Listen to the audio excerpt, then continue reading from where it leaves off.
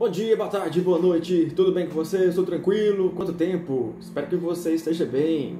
Comigo está tudo bem na medida do possível. Mais uma aula de Sociologia para os alunos do primeiro ano. Alô pessoal do primeiro ano, Sociologia para vocês, beleza? Tivemos nossa aula de Filosofia, bem ligada entre a fé e a razão. E agora teremos nossa aula de Sociologia. Você que estava impaciente pela aula de Sociologia, aqui agora, meu querido, a gente vai falar sobre desenvolvimentos da antropologia e diferenças culturais aí no nosso material. Vamos encerrar nesse material, vamos passar para o outro, é até bom que a gente fique só com o livro, né? Porque o filosofia está mais adiante. Então, desenvolvimentos da antropologia e diferenças culturais, sociologia, primeiro ano. A gente vai da página 34 até a página 42. Meu Deus, mais um montão de coisa. Esquenta a cabeça não. Sociologia é bem mais tranquilo, pelo menos essa parte aí, tá? A gente vai ver sobre antropologia, no geral, mundo afora, igual tá aí no material. Antropologia brasileira. Eu vou fazer bem condensamento aí, bem um apanhado geral.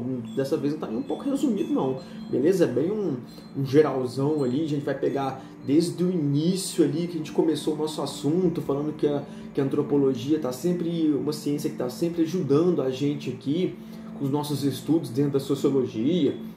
Vamos falar bastante então sobre antropologia no geral, mundo afora, antropologia brasileira. E depois, quando chegar na parte das diferenças culturais e esse lance de diferença e desigualdade, eu vou focar na diversidade brasileira, beleza? Que é um assunto muito importante e que eu quero trazer para vocês, quero que a gente discuta, e depois tem as atividades, é claro, ao longo da videoaula, mas talvez está no meio, talvez está no final, não sei. Então, pessoal, bem tranquilo, página 34 até a página 42, lembrando que se a matéria estiver muito extensa, a gente vai depois reduzir essa matéria aí. Vão participar, expliquei, deu toque para vocês na última aula, quem está participando, está visualizando as nossas aulas, tanto de filosofia como sociologia, está fazendo atividades, não precisa se preocupar com a avaliação, é só colar com o pai aí que vocês passam de ano. Vamos lá, então, desenvolvimentos da antropologia e diferenças culturais. Primeiro a questão aqui da antropologia, vamos recordar, porque recordar é viver. Vamos lá, vamos voltar um pouquinho para fevereiro. Antropologia é um ramo das ciências sociais que estuda o ser humano e sua origem de maneira abrangente, por meio de estudos sobre as características físicas, a cultura, a linguagem e as construções do ser humano. O antropólogo vai buscar determinar, com base em grupos sociais específicos, como se formaram os seres humanos a ponto de tornarem-se o que são em suas comunidades, beleza? Conceito de antropologia, pessoal. A palavra antropologia tem origem no idioma grego. O radical antropo vem de anthropos, que significa homem, seria um ser humano, no caso, pode ser mulher também. E logia vem de logos, razão. A gente vê muita filosofia, né? Ou sentido específico, estudo. Então, estudo do ser humano, antropologia, traduzimos a palavra ao pé da letra, o estudo do ser humano em seu aspecto mais amplo, beleza? Será que vai sair algum antropólogo aqui no nosso primeiro ano? Espero que sim, mas vamos lá, se não sair também tá de boa. A antropologia busca compreender como o ser humano formou-se e tornou-se que ele é. Portanto, o antropólogo busca as raízes do ser humano, estabelecendo como história um estudo do passado para compreender quais foram essas origens. Isso é feito de maneira física ou biológica, social, cultural e até mesmo linguística, dependendo de qual vertente da antropologia é estudada e de qual método antropológico é utilizado. A gente vai ver isso aí, essas correntes antropológicas aí, interessante pra caramba. O que a antropologia estuda? Os estudos antropológicos buscam compreender como os povos viveram, como os seres humanos formaram-se e como a cultura humana desenvolveu-se. Dessa maneira, o antropólogo busca o trabalho de imersão numa determinada sociedade a fim de observar e traçar teorias sobre a constituição cultural ou física dos indivíduos daquela sociedade. Interessante. Uma pausa aqui rapidinho para a gente refletir. Por exemplo, um pouco de onde o povo brasileiro, como o povo brasileiro se formou. Então, beleza, aí você volta bastante no tempo lá.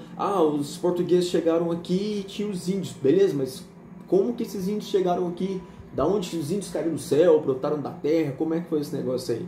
Então a formação do povo brasileiro, que é muito interessante, é riquíssima em detalhes e tal, principalmente em detalhes, porque a nossa história, né, nossa formação é muito particular, é muito peculiar, então a antropologia vem dar uma mão gigante pra gente nesse estudo aí, beleza? Igual, isso é muito interessante, né, esses índios que os portugueses encontraram aqui em 1500, quem que é esse pessoal? Da onde que esse pessoal veio? Como é que esse pessoal surgiu?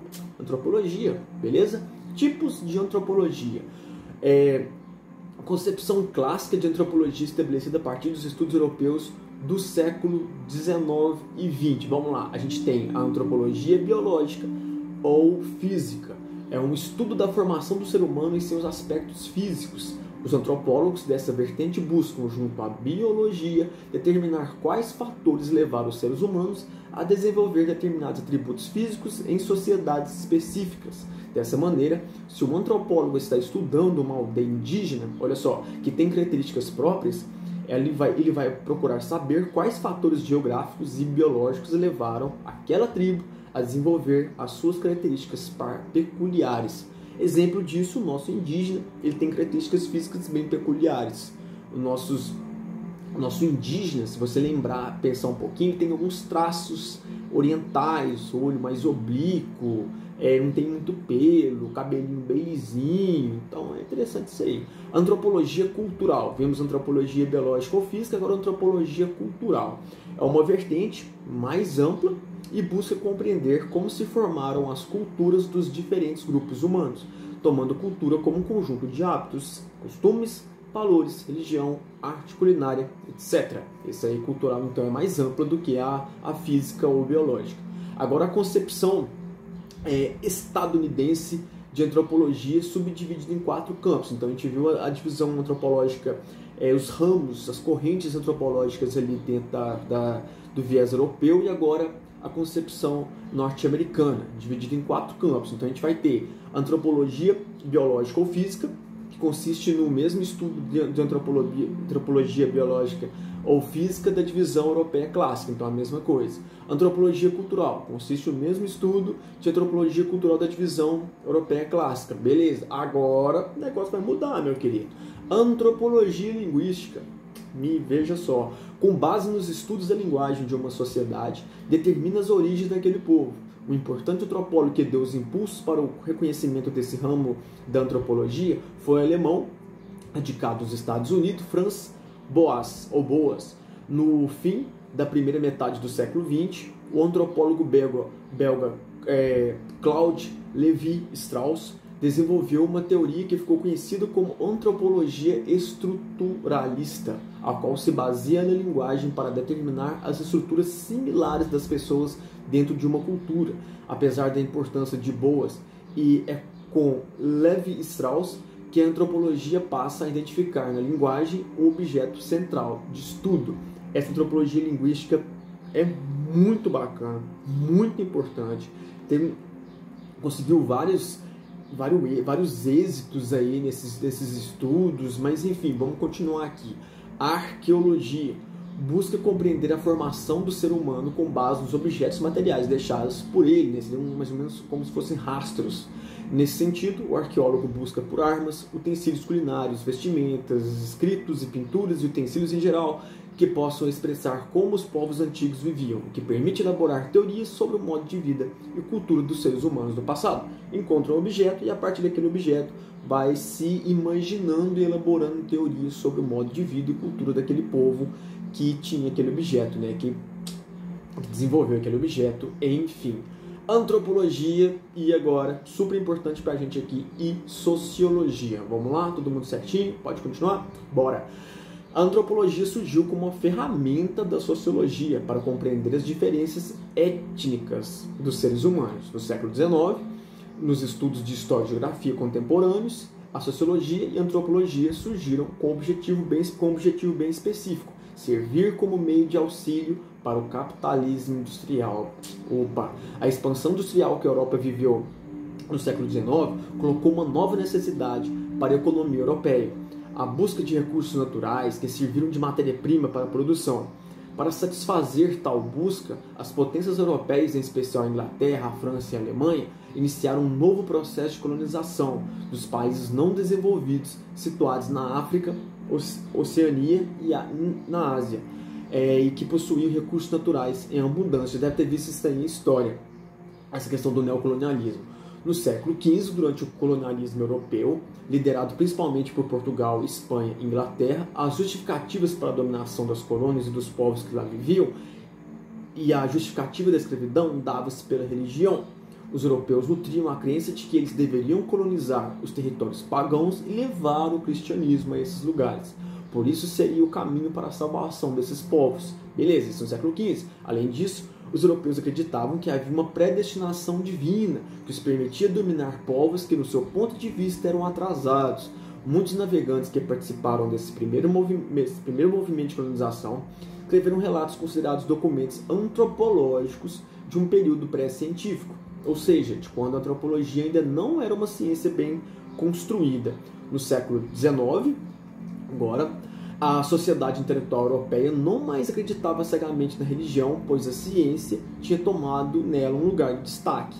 Nesse momento de intensa colonização, para a obtenção de recursos para indústrias, como eu ressaltei para vocês no início, o neocolonialismo, os europeus tiveram que justificar as suas ações de maneira científica. Não era mais religião, era científico, no século XIX. Para tanto, surge no século XV, então, a justificativa de dominação religiosa, e no século XIX, a justificativa para a dominação científica, e a antropologia entra nisso aí. Para tanto, surge um primeiro movimento da antropologia, olha só, como parte dos estudos de sociologia, que visava analisar e classificar os seres humanos de etnias diferentes. Os primeiros estudos antropológicos eram extremamente etnocêntricos, ou seja, analisavam as culturas diferentes com base no ponto de vista de uma pessoa imersa na cultura europeia. Com isso, os europeus visavam mostrar que a sua cultura e seu desenvolvimento eram superiores aos das demais sociedades, colocando a colonização como um movimento necessário de civilização para aquelas sociedades que, nesse ponto de vista, eram atrasadas, eram tidas como atrasadas. Assim, a antropologia surge primeiro como uma parte da sociologia e depois torna-se uma ciência humana autônoma, relacionada fortemente com a sociologia, mas com suas especificidades. Podemos dizer que a sociologia estuda a sociedade e analisa no tempo presente. Já a antropologia estuda o ser humano e analisa-o no passado, para entender as suas formações mais primitivas. Beleza, pessoal? Aqui a gente tem um pouquinho sobre a antropologia evolucionista, só que eu acho que não tem necessidade de eu falar sobre ela não, porque a gente falou sobre a antropologia evolucionista na aula passada. Então você dá só uma olhadinha aí nessa questão da antropologia evolucionista, quando surgiu aí com a teoria da evolução do Charles Darwin e começaram a aplicar essa teoria da evolução dentro dessa noção de etnocêntrica de raça, de cultura superior, cultura inferior, utilizando também o darwinismo social, então, e até classificando povos como inferiores e superiores. Eu dei até exemplo para vocês sobre os indígenas, aqui da gente, os indígenas de outras localidades. Então, dá uma olhada nessa aula, senão vai ficar muito extenso, pessoal. Na aula passada eu falei sobre antropologia evolucionista, então tem muito a ver com essa questão da teoria da evolução do Charles Darwin. E não vamos julgar teorias, a gente está só analisando como a antropologia foi se desenvolvendo em determinada época e infelizmente até sendo utilizada para fins específicos, fins políticos, né? Então vamos estamos analisando como ele se desenvolveu dessa forma. A gente não está aqui para julgar. Então essa primeira parte da antropologia já foi. A gente vai falar então agora sobre diferenças culturais, e como eu falei para vocês, eu vou falar mais centrado na cultura brasileira, da diversidade à desigualdade. Vamos lá? A aula vai ficar um pouquinho mais extensa, pessoal, mas é interessante a gente observar isso aí, que a gente vai aprofundar aí na questão da cultura brasileira. Beleza? Então vamos lá. Cultura brasileira, da diversidade à desigualdade. Já pensou? Apesar de ser um país com uma vasta constituição cultural igual ao Brasil, ele apresenta elementos que atestam a desigualdade social entre as diversas culturas que os constituem. Então a gente tem vários problemas e muitos relacionados a essa questão da desigualdade social, mesmo sendo um país de diferenças culturais muito grandes. Olha só, a cultura brasileira é diversificada, o que não exclui a evidente desigualdade social. A desigualdade social, uma característica marcante do nosso país, é atestada pela evidente hegemonia de uma classe social nos processos de divisão social do trabalho e de divisão de renda, além de fatores como acesso à saúde, educação, saneamento e segurança. Apesar de ser vasta e ampla, a cultura brasileira torna-se símbolo de status para as elites, que seleciona arbitrariamente aquilo que deve ou não deve ser consumido, relegando o que não foi selecionado para o limbo da produção cultural. Ademais, a nossa rica cultura popular faz contraste ao nosso povo, desprovido muitas vezes de insumos básicos para a sobrevivência. É comum escutarmos que o Brasil é um país miscigenado, de cultura vasta e crenças religiosas sincréticas. De fato, a formação étnica do povo brasileiro ocorreu primeiramente com a miscigenação entre povos africanos, portugueses e indígenas. Ao longo do tempo decorrido, desde o início da República, o Brasil recebeu imigrantes italianos, japoneses, alemães e de outros países sul-americanos. Isso somente atesta que, tomando o significado de cultura por uma concepção geral que envolve os hábitos, costumes, a culinária, as crenças e o modo de vida geral de um povo, o Brasil é realmente vasto. Não só geograficamente, mas também culturalmente. Porém, essa concepção diversa da cultura brasileira pode resultar em um olhar equivocado quanto à não existência de mazelas sociais, como a desigualdade social, o elitismo cultural e o racismo. Gilberto Freire, eu já falei alguma coisa sobre ele para vocês ou não, mas vou apresentar para vocês agora. Em um livro, Casa Grande Senzala, que o Gilberto Freire escreveu, famoso pra caramba, aponta sua análise sobre a sociedade colonial brasileira para um rumo no mínimo estranho. Ele fala de uma relação harmônica entre negros e brancos no Brasil colonial, o que parece ser um eufemismo que relativiza o que realmente aconteceu, a dominação pura e simples de brancos contra negros. A miscigenação que Freire utiliza como dado para atestar a sua teoria nada mais foi que fruto de abusos sexuais, estupros de homens brancos contra suas escravas e contra as mulheres indígenas. Quando se relativiza a dominação branca durante o período colonial, tende-se a apoiar um racismo estrutural que perdura até hoje. O elitismo cultural também é fator estruturante para a manutenção das desigualdades sociais que privilegiam etnias, classes sociais e regiões. Durante muito tempo, a antropologia formulou teorias que tentaram justificar a existência de culturas superiores e inferiores. A gente já falou sobre isso, se você está ligado. De acordo com o desenvolvimento fenótipo dos povos que criaram essas culturas. Uma dessas teorias é o darwinismo social. Tá vendo que eu não falei mais sobre ele? Que passou a ser questionado por Franz Boas no início do século XIX e somente caiu de vez a partir do estruturalismo de Claude Lévi-Strauss. Pessoal que vocês já conhecem, a gente já falou sobre eles. A formação e diversidade cultural da população brasileira. A questão é o seguinte, pessoal, o que a gente tem até agora? Quem vê de fora o Brasil pensa o seguinte: vocês aí no Brasil, vocês têm uma cultura muito diversificada e vocês são um povo muito diversificado, então vocês não têm problemas com racismos, desigualdades. Totalmente errado, porque a gente tem muitos problemas com relação a isso. Nisso, a gente até pega ali Gilberto Freire, que escreveu um livro que fala que teve sim todos aqueles problemas relacionados com a escravidão durante a colonização brasileira, só que não foi bem assim. A gente teve também uma troca cultural de brancos com indígenas, de brancos com negros com indígenas, só que depois a gente viu que existe muito dessas culturas, dessas trocas culturais foram forçadas, foram frutos de abuso. Então é uma questão complicada, delicada, que a gente tem que analisar para evitar muitos equívocos. E um desses equívocos é a questão do darwinismo social e essa antropologia evolucionista, subjugando, colocando culturas inferiores e superiores, só que já caiu por terra. Olha só, voltando aqui para o Brasil. O território brasileiro era habitado até 1500 pelos povos nativos, chamados pelos europeus de índios. Porém, não havia apenas uma tribo. Interessantíssimo isso aí para você que não sabia dessa história. Ou uma vertente cultural indígena. Nas terras que os povos tupis chamavam de Pindorama, eram 4 agrupamentos linguísticos diferentes. Esses grupos étnicos eram divididos em milhares de tribos. Essas divididas em aldeias, cada tribo possuía seus costumes. Então, quando tem gente que tem esse pensamento até hoje, quando os portugueses chegaram aqui, falaram, a gente encontrou índio, todo mundo aqui é índio, fechou. Só que não, eram tribos de grupos em troncos culturais diferentes, grupos linguísticos diferentes, de culturas completamente diferentes, uns gostavam uns dos outros, umas tribos eram até amigas, mas outras não eram. Os portugueses utilizaram muito isso aí para dominar, entendeu? Então a gente tem que pensar sobre isso.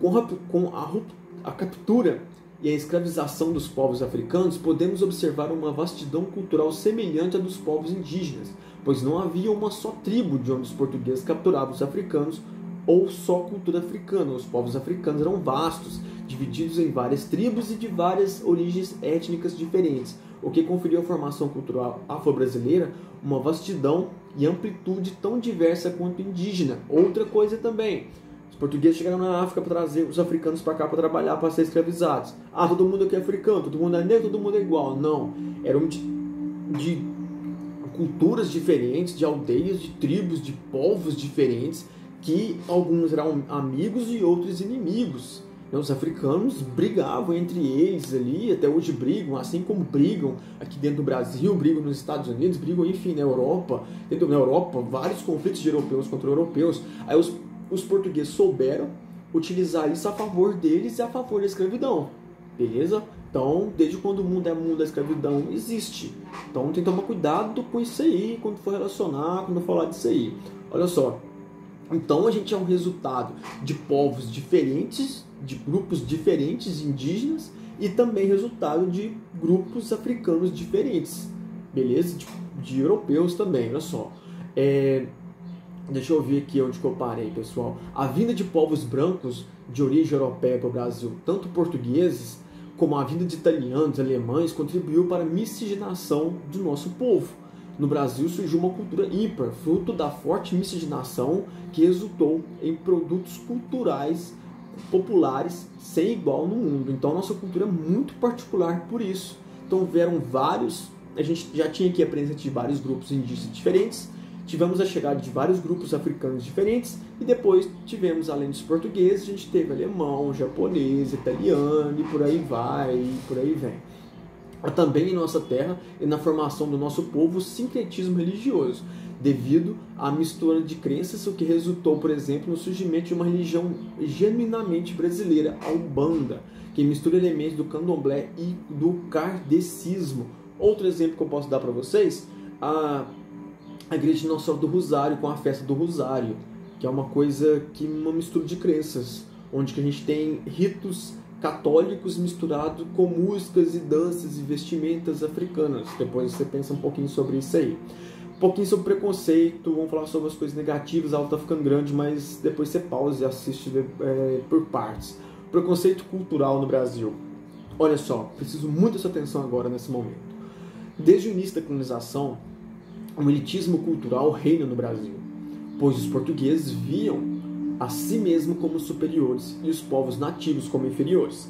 O trecho transcrito, vou falar para vocês sobre um trecho aqui, ó, que mostra para vocês como é que funcionava essa visão etnocêntrica.